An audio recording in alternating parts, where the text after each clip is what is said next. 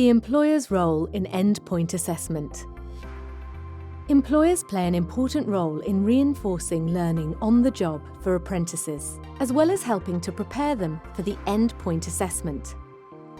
There are 4 key areas for the employer to consider during the apprenticeship journey, so let's take a look at these in more detail.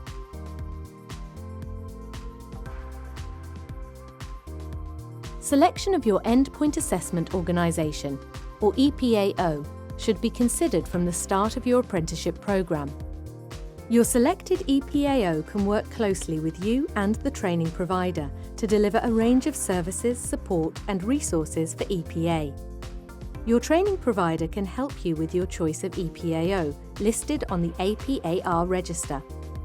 The EPAO must maintain independence from the training provider, so the training provider cannot also be the EPAO. Before the endpoint assessment, the employer, training provider and apprentice are responsible at Gateway to sign off the apprentice as ready to undertake EPA. As the employer, you will need to provide support to the apprentice to prepare for EPA. The IEA will arrange a planning meeting with you and the apprentice prior to the EPA to discuss requirements for the actual assessment day and answer any questions. Areas likely to be covered are logistical preparations and safeguarding arrangements. Make sure you discuss everything with your training provider and EPAO, who will be able to provide support and guidance to ensure that the EPA runs smoothly on the day.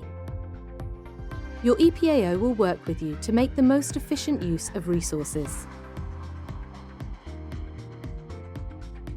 For some standards, the employer may be involved in the EPA components on the day of the EPA. Make sure you have a good understanding of what the EPA involves and what is required of your employees while hosting the EPA. As the employer, you will be the named contact for the day of the assessment.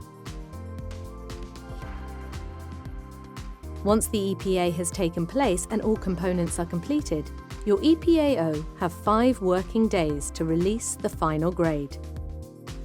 If the apprentice fails one component, they can resit that component within the EPA window. If further training is required outside the EPA window, this will be classed as a retake and a new gateway will need to be completed. The certificate will be sent to the employer unless otherwise specified. Let's recap and consider best practice for a successful endpoint assessment. Engage your EPAO as early as possible to benefit from maximum support and resources to prepare for the EPA. EPA is the last part of the apprenticeship but should be embedded in the on-programme training delivery right from the start. Collaboration with your EPAO and training provider is key to a successful endpoint assessment. Share feedback with your EPAO to inform continuous improvement. We hope this video has provided you with helpful information on the employer's role in endpoint assessment. For more information, please follow the link on screen.